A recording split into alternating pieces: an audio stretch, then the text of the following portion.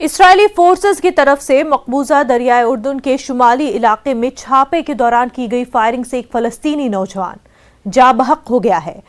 معاملات کے مطابق اسرائیلی پولیس کے جنین شہر کی تحصیل میں بعض مکانات پر چھاپے کے بعد نوجوانوں اور فوجیوں کے درمیان مڈ بھیڑ ہوئی۔ اسرائیلی فورسز نے پتھراؤ کا جواب دیتے ہوئے مظاہرہ کرنے والے فلسطینی نوجوانوں پر اسلحے اور ربڑ کی گولیوں سمیت آنسو گیس کا استعمال کیا۔ فلسطین کے سرکاری ٹیلی ویژن کی خبر کے مطابق 20 سالہ رفیق ریاض غنم اس دوران اپنی جان کھو بیٹھا۔ عینی شاہدین نے بتایا کہ اسرائیلی فوجیوں نے اصلی گولیوں سے زخمی ہونے والے غنم کو حراست میں لیا اور بعد میں اعلان کیا کہ فلسطینی نوجوان کا انتقال ہو گیا ہے۔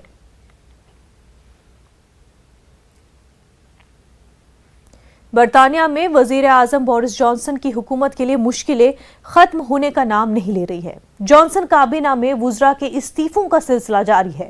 برطانیہ کے وزیر خزانہ اور وزیر صحت کے استعفوں کے بعد مزید وزراء نے اپنے عہدوں سے استعفی دے دیا ہے۔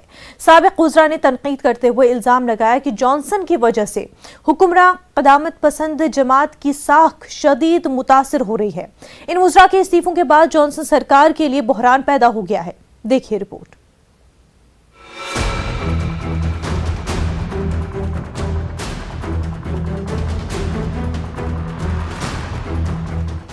برطانیہ میں وزیراعظم بورس جانسن کی حکومت کے لیے مشکلیں ختم ہونے کا نام نہیں لے رہی ہیں۔ بورس جانسن پر کابینہ اور حکومتی عہدیداروں کے عدم اعتماد کا سلسلہ جاری ہے۔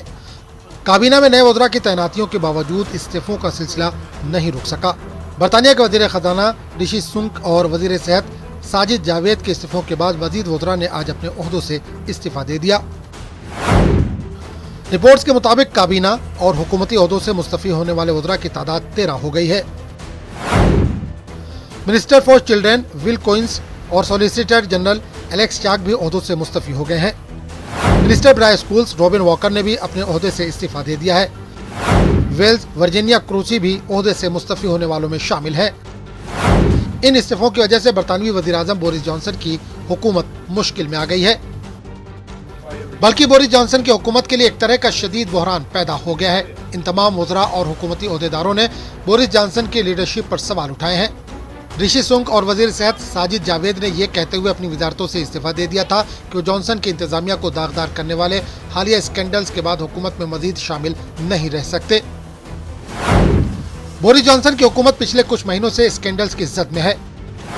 جانسن پر کورونا وائرس کے وبا کے پیش نظر نافذ کیے گئے لاک ڈاؤن قوانین کی خلاف ورزی پر جرمانہ کیا گیا تھا، جبکہ تازہ ترین اسکینڈل میں بورس جانسن نے ایم پی کرس پنچر کو حکومتی عہدے پر تعینات کیا، جن کے خلاف جنسی بدسلوکی کی شکایات تھیں۔ ساجد جاوید نے اپنے استعفے میں لکھا کہ یہ واضح ہے کہ یہ صورتحال آپ کی قیادت میں نہیں بدلے گی، اس لیے آپ نے میرا اعتماد بھی کھو دیا ہے۔ رشی سنک نے استعفے میں لکھا کہ عوام توقع کرتے ہیں کہ مناسب طریقے، قابلیت اور سنجیدگی سے حکومت چلائی جائے گی۔ پی ایم بورس جانسن کو اسکینڈل سے متعلق پارلیمنٹ میں سوالات کا سامنا کرنا پڑے گا۔ حکمراں کنزرویٹو پارٹی میں قانون سازوں کی بڑی تعداد کا کہنا ہے کہ جانسن کے لیے کھیل اب ختم ہو چکا ہے۔ حالانکہ وزیراعظم جانسن نے ایم پی کرس پنچر کو حکومتی ذمہ داری دینے کے معاملے میں معافی مانگ چکے ہیں۔ انہوں نے اعتراف کیا ہے کہ پنچر کو ڈپٹی وپ چیف مقرر کر کے بہت بڑی غلطی کی تھی۔ وہیں سیاسی گھمسان کے بعد بورس جانسن نے خزانے کے لیے سابق وزیر تعلیم ندیم زخاوی اور وزیر صحت کے لیے اسٹیو بارک کو منتخب کیا ہے۔ یوگو کے ایک سنیپ سروے میں پایا گیا کہ 69% برطانوی شہریوں کا خیال ہے کہ جانسن کو وزیراعظم کے عہدے سے سبکدوش ہو جانا چاہیے۔ Bureau report, news 18 Urdu. وہیں دوسری طرف مستعفی ہونے والے برطانوی وزیر صحت ساجد جاوید نے پارلیمنٹ کو بتایا کہ گزشتہ مہینوں کے دوران ہونے والے واقعات نے ان کے لیے اپنے عہدے پر رہنا ناممکن بنا دیا۔ جاوید نے ہاؤس آف کامنز کو بتایا کہ وفاداری اور دیانت کے درمیان مضبوطی کے راستے پر چلنا حالیہ مہینوں میں ناممکن ہو گیا ہے اور میں کبھی بھی اپنی سالمیت کو کھونے کا خطرہ نہیں لوں گا۔ Effective governance inevitably requires loyalty and collective responsibility. Of course it does. And I'm instinctively a team player. And I have completely focused on governing effectively over the last year. But treading the tightrope between loyalty and integrity has become impossible in recent months. And Mr. Speaker, I will never risk losing my integrity. I also believe a team is as good as its team captain, and that a captain is as good as his or her team. So loyalty must go both ways. The events of recent months have made it increasingly difficult to be in that team. Iran ने अमरीकी हुकाम के उन इल्जामात की तरदीद की है कि दोहा में होने वाले जौहरी मुज़ाकरात की नाकामी की वजह से उसके ज़रूरत से ज़्यादा मुतालबात हैं। सिफारतकारों का कहना है कि ईरान और अमरीका के दरमियान आलमी ताकतों के साथ तेहरान के जौहरी मुआहदे पर मुज़ाकरात गुज़िश्ता बुध को कतर में ख़त्म हो गए, जब ईरान के जौहरी प्रोग्राम पर बढ़ते हुए बहरान के दरमियान अहम पेशरफ्त न हो सकी। ईरानी वज़ीर ख़ारजा हुसैन अमीर अब्दुल लहियान ने 2015 के जौहरी मुआहदे का हवाला देते हुए कहा कि ईरान ने ऐसा कोई गैर ज़रूरी मुतालबा नहीं किया जैसा कि अमरीका मीडिया ने दावा किया है। उन्होंने ईरान दौरे पर आए हुए कतरी हममनसब मोहम्मद बिन अब्दुल रहमान आल सानी के साथ तेहरान में एक प्रेस कॉन्फ्रेंस के दौरान ये बात कही। काबिल जिक्र है कि अमरीकी वज़ीर ख़ारजा के तर्जुमान ने कहा कि ईरान ने जौहरी समझौते की तरफ वापसी से हटकर मुतालबात किए और ये सूरत हाल साबित करती है कि ईरान इंतजामिया संजीदा और मुखलिस नहीं है।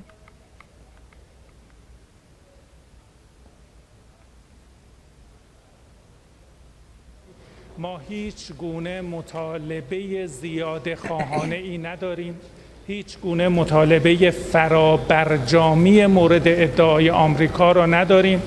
مطالبات ما کاملا در چارچوب توافق سال 2015 است. آمریکا باید متعهد باشد که جمهوری اسلامی ایران از مزایای کامل توافق سال 2015 برخوردار خواهد بود.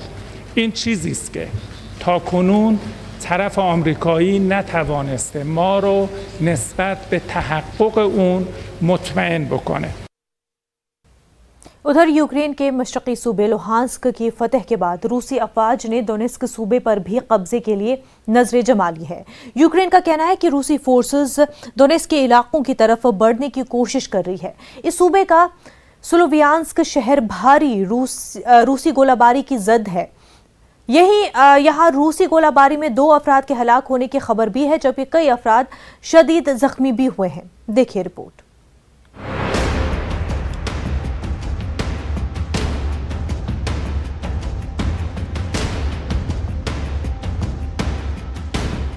रूस और यूक्रेन जंग अपने 5वें महीने में है, लेकिन जंग रुकने का नाम नहीं ले रही है।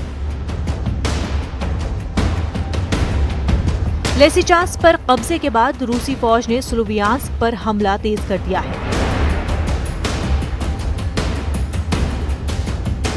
यूक्रेनी शहर स्लोवियांस्क में रूसी गोलाबारी में 2 अफराद के हलाक होने की खबर है, जबकि कई अफराद शदीद जख्मी हुए हैं। शहर के मेयर ने कहा कि रूसी फौज बाजारों को निशाना बनाकर हमला कर रही है। उधर लुहांस्क शहर के महाज पर लड़ाई के दौरान फरीकीन को भारी जानी नुकसान उठाना पड़ा है।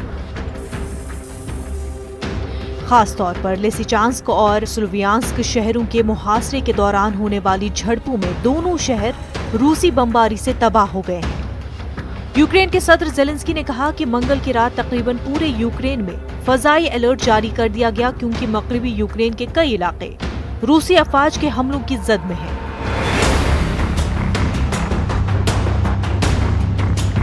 यूक्रेन की वजारत दिफा ने एक वीडियो शेयर किया है, जिसमें दिखाया गया है कि मकामी कारकुनान दोनेस्क के इलाके में गोलाबारी के नतीजे में तबाहशुदा इमारतों के करीब से मलबा साफ कर रहे हैं।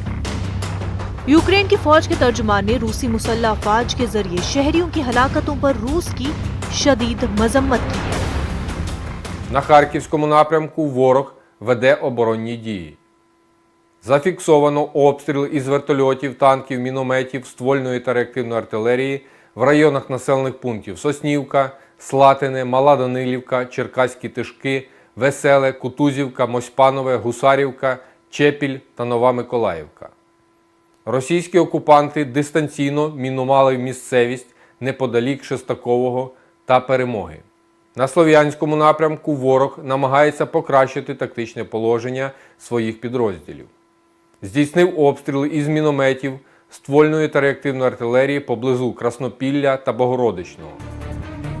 مقامی پولیس نے کہا ہے کہ روسی افواج نے سلوویانسک میں ممنوعہ کلسٹر بموں کا استعمال کیا ہے۔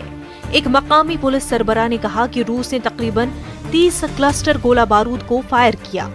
یوکرین کے صدارتی دفتر نے کہا کہ روسی افواج ملک کے جنوب مشرق میں شہروں اور دیہاتوں کو نشانہ بنا رہی ہیں، جن میں زیادہ تر شہری ہلاکتیں دونیسک صوبے میں ہوئی ہیں، جہاں روس نے حالیہ دنوں میں اپنی کارروائی میں تیزی لائی ہے۔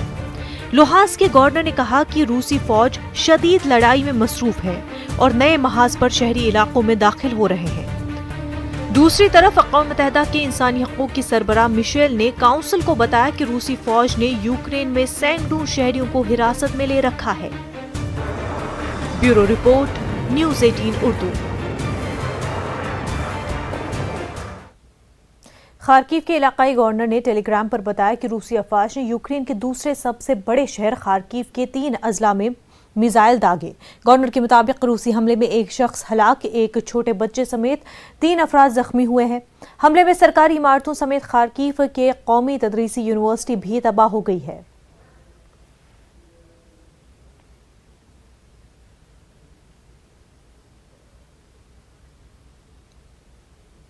روسی وزیر خارجہ سرگئی لاروف نے یورپ کو یوکرین کے دونباس اور دیگر علاقوں میں شہریوں کی اموات کا ذمہ دار ٹھہرایا ہے۔ یوکرین کی جنگ کی وجہ سے مغربی ممالک کی جانب سے روس پر پابندیاں عائد کرنے کی طرف اشارہ کرتے ہوئے لاروف نے کہا کہ ویتنام نے مذکورہ پابندیوں میں حصہ نہیں لیا، جس کو ہم قدر کی نگاہ سے دیکھتے ہیں۔ انہوں نے کہا کہ مغربی ممالک کو یہ سمجھ لینا چاہیے کہ وہ دونباس اور یوکرین کے دیگر حصوں میں عام شہریوں کی ہلاکتوں کا ذمہ دار ہے۔ Но если коротко, врут. И факты хорошо известны, факты эти предъявляются нашим Министерством обороны на ежедневной основе. Но западные страны, конечно, должны осознавать свою ответственность, независимо от того, как и что толкует Зеленский и его команда. Запад должен осознавать свою ответственность за гибель мирных жителей, прежде всего на Донбассе, в других частях Украины, где киевский режим использует эти вооружения против мирного населения в качестве средства устрашения, по большому счету. Это государственный террор. وقت ہو گیا ایک چھوٹے سے بریک کا، جلد ہوں گے حاضر۔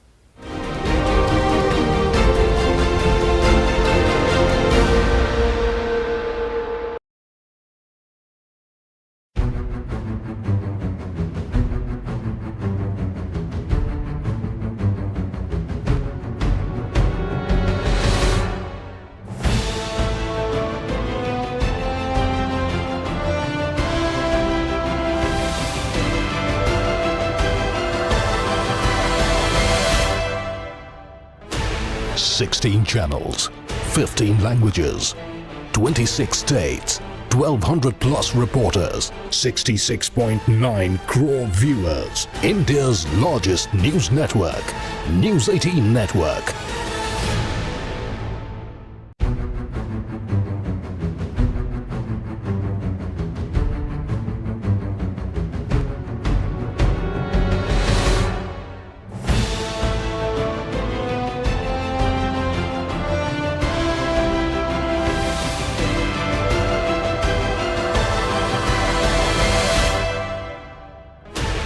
Sixteen channels, 15 languages, 26 states, 1,200 plus reporters, 66.9 crore viewers. India's largest news network, News 18 Network.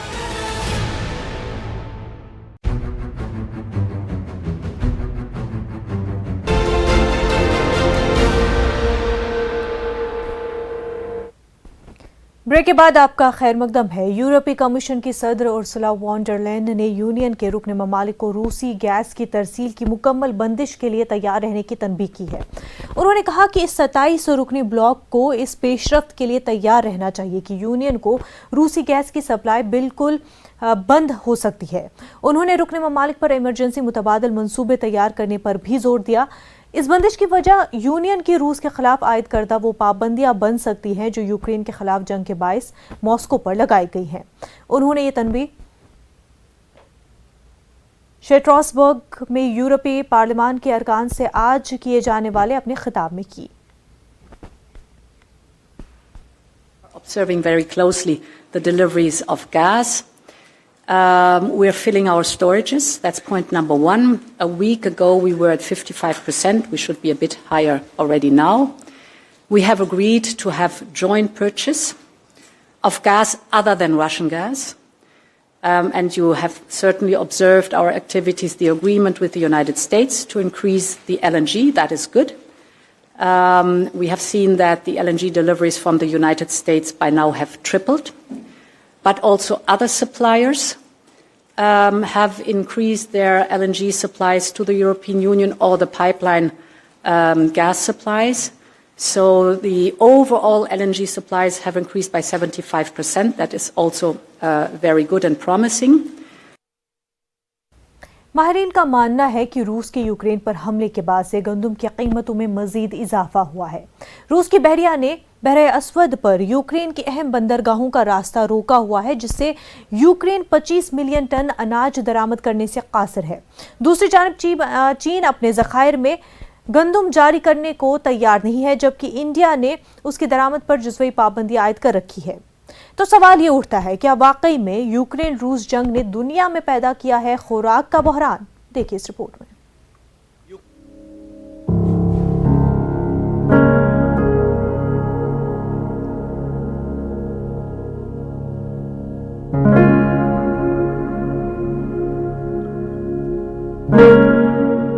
तीन माह कबल जब दुनिया भर के अशिया खुर्दनोश की मंडियां बढ़ती कीमतों समेत कई और झटके झेल रही थीं, तब ही रूस ने यूक्रेन पर हमला कर दिया।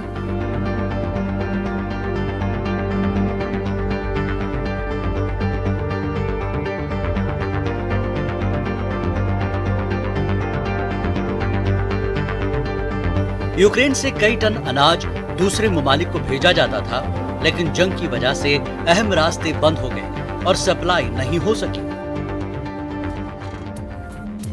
अक़वाम मुत्तहिदा के वर्ल्ड फूड प्रोग्राम के चीफ इकोनॉमिस्ट आरिफ हुसैन कहते हैं कि यूक्रेन की अहमियत दुनिया की फूड बास्केट जैसी है। यूक्रेन की आबादी 40 मिलियन के करीब है, लेकिन वो 400 मिलियन लोगों के लिए अनाज उगाता है। मुल्क की जरूरत पूरी करने के बाद बाकी सारा अनाज बाहर जाता है। AFP के मुताबिक रूस और यूक्रेन के अलावा अमेरिका, ऑस्ट्रेलिया और कनाडा गंदम बरामद करने वाले सबसे बड़े ममालिक हैं, जबकि सबसे ज्यादा गंदम मिस्र, इंडोनेशिया, नाइजीरिया और तुर्की दरामद करते हैं। दुनिया भर में सिर्फ चंद ऐसे ममालिक हैं जो इतनी मिकदार में गंदम पैदा करते हैं कि खुद भी इस्तेमाल करें और बाकी बरामद कर दें। चीन गंदम पैदा करने वाला सबसे बड़ा मुल्क है, लेकिन अपनी 1 करोड़ 40 अरब की आबादी के लिए उसे ज्यादा से ज्यादा गंदम दरामद भी करना पड़ती है। अब नजर डालते हैं आखिर गंदम की कीमतों में क्यों इजाफा हुआ। देखा जाए तो अनाज की कीमत रूस के यूक्रेन पर फरवरी में हमला करने से पहले भी ज्यादा थी। जैसे ही लॉकडाउन खत्म हुआ और मईशत बहाल होना शुरू हुई, तो ईंधन और खाद की कीमत बढ़ गई। कोविड पाबंदियां उठने से इस किस्म की अशिया की तलब में इजाफा हुआ, तो वहीं आलमी सप्लाई लाइन में खलल भी पैदा हुआ। रूस के यूक्रेन पर हमले के बाद से गंदम की कीमतों में मजीद इजाफा हुआ। गुज़श्ता साल मौसम सरमा के मुकाबले में गंदम की कीमत में दुगना इजाफा हुआ। गंदम की कीमतों में होशरुबा इजाफे ने तरक्की पजीर ममालिक के लिए मजीद मसाइल खड़े कर दिए हैं। वर्ल्ड फूड प्रोग्राम के मुताबिक 30 से ज्यादा ममालिक का तकरीबन 30% गंदम की दरामद के लिए रूस और यूक्रेन पर इन्हिसार है।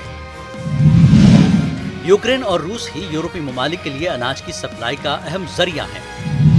यूरोप अपनी ग़िज़ाई ज़रूरियात पूरी करने के लिए 30% अनाज इन्हीं दो ममालिक से दरामद करके पूरा करता है। गुज़श्ता चंद सालों के दौरान यूक्रेन और रूस में गंदम की पैदावार में इजाफा हुआ है। रूस गंदम दरामद करने में सबसे आगे है, जबकि यूक्रेन तीसरे नंबर पर आने के करीब है। रूस की बहरिया ने बहरे अस्वद पर यूक्रेन की अहम बंदरगाहों का रास्ता रोका हुआ है, जिससे यूक्रेन 25 मिलियन टन अनाज दरामद करने से कासिर है, जो मुख्तलिफ बंदरगाहों या खेतों में पड़ा हुआ है। यूक्रेन ने अनाज की कुछ मकदार तो रेल यार्ड के जरिए सप्लाई की है, जो समुद्र से होने वाली रसद के मुकाबले में फिर भी 6 गुना कम है।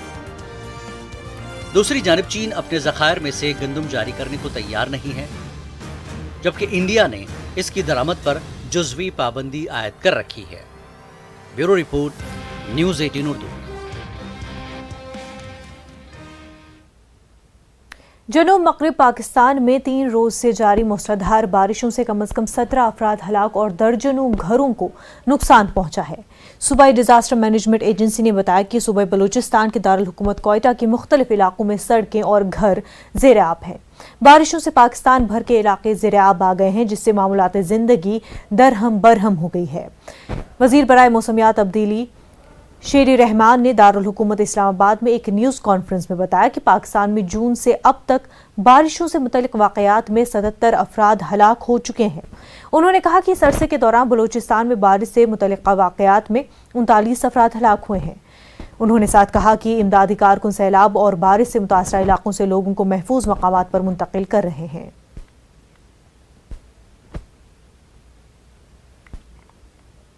ہمارا 6 بندے ہیں، ہمارا اپنا سارا پریوار اپنا تھا، یہ گھر سے بے گھر ہو گیا، نیچے جھگی تھا، اوپر دیوار تھا، سارا ہمارا دب کے مر گیا۔ نکالنے کے لیے بھی ہم بے بس تھے، 6 فٹ پانی تھا، ہمارا ایسا حالات گزرا ہے۔ آج 4 دن ہے نا، ہمارے بچے کے کھانے پینے کے لیے کچھ بھی دانہ نہیں ہے۔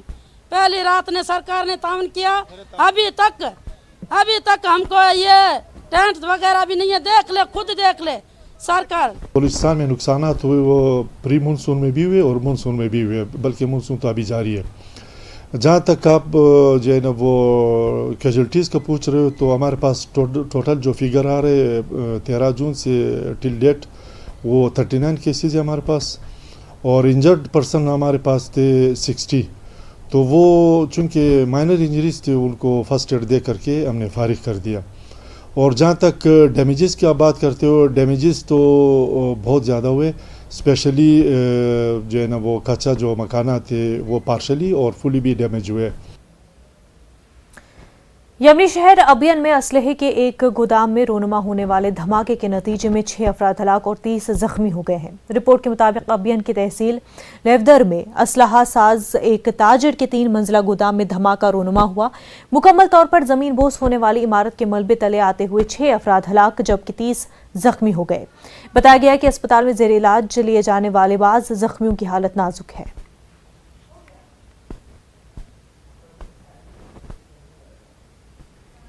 نائجیریا کے دارالحکومت میں ایک جیل توڑ کر کم از کم 600 قیدیوں کے فرار ہونے کے معاملہ جو سامنے آیا ہے، حکام نے اس حملے کا الزام اسلامی شدت پسند باغیوں پر عائد کیا ہے۔ حکام نے بتایا کہ تقریباً 300 مفرور قیدیوں کو دوبارہ پکڑ لیا گیا ہے۔ نائجیریا کی وزارت داخلہ کے مستقل سیکریٹری کے مطابق باغیوں نے منگل کی رات ابوجا میں کوجے کی جیل پر اعلیٰ درجے کے دھماکہ خیز مواد سے حملہ کیا، جس میں ڈیوٹی پر موجود ایک گارڈ ہلاک ہو گیا۔ جیل حکام نے بتایا کہ حراستی مرکز پر حملے کے بعد بہت سے انتہائی مطلوب قیدی فرار ہو گئے ہیں۔